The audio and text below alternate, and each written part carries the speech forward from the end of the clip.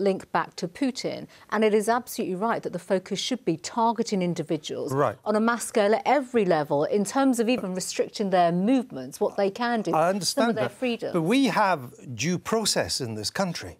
That is part of being a democracy.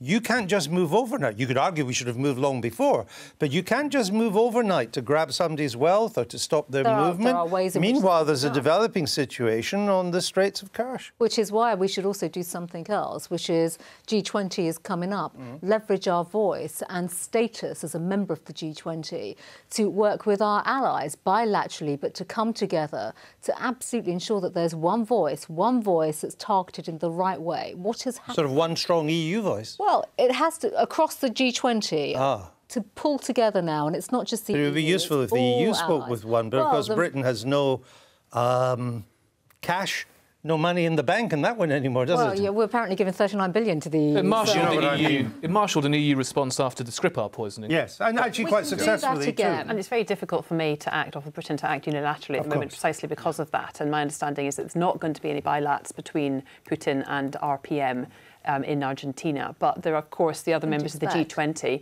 as you'd expect, and the other members of the G20, if they can act together, led by the EU perhaps, then that's probably the best Britain can do. We shall see if Mr Trump cancels the meeting he was going to have with Mr Putin as well. Whether that would bother Mr Putin is neither here nor there. Ambassador, just before we go, these are difficult times for your country and you need friends and allies to help you. Are you confident the West is going to be a proper friend and ally in this crisis? No, I mean, our experience in Crimea and in Donbass were actually Russians miscalculated because they thought at some moment that there would be the same with Ukraine as with Georgia. So everything will be finished by expressing concern and that's it. But in fact, again, as I mentioned, they miscalculated. We introduced sanctions after the annexation of Crimea, after their provocative actions in Donbass. And also we know that there would be another people included in the sanctions list after the fake elections on the east of Ukraine. So this train is going in the right direction. And that's why I believe that we can still have a potential to work together. Ambassador, thank you for being with us this morning.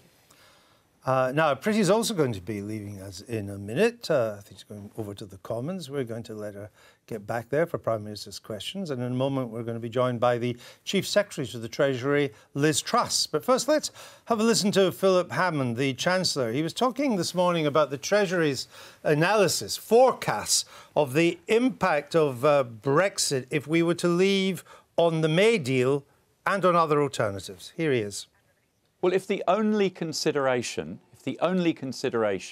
was the economy, then the analysis shows clearly that remaining in the European Union would be a better outcome for the economy, but not by much. The Prime Minister's deal delivers an outcome that is very close to the economic benefits of remaining in, while having all the political benefits of being out. And clearly, people don't only look at the economy, they also look at the political and constitutional benefits of exiting the European Union. That was what drove the decision in the referendum vote. So that was the Chancellor. Priti, before we let you go, the Chancellor is saying if we leave broadly on Mrs May deal, there will be a hit to the economy, but it won't be huge. It'll be about 1 to 2% of GDP. Comes to around 40 billion. It's about the output of Wales, I'm told. If we leave on anything like the terms you want, it could be 4 times that hit to the economy. Well, we've been there before. We've heard many of these assumptions and forecasts in the run-up to the referendum. And no disrespect to friends and colleagues at the Treasury, but I don't think forecasting has been, in the right direction previously.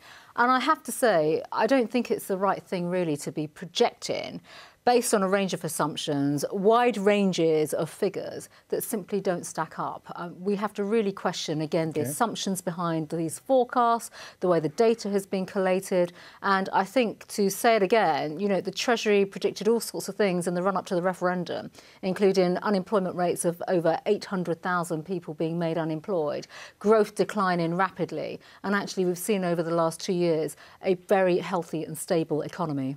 All right.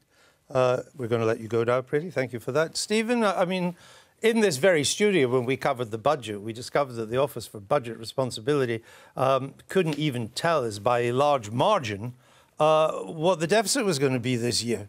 Why should we listen to the Treasury telling us what the GDP is going to be in 2030? Well, you know,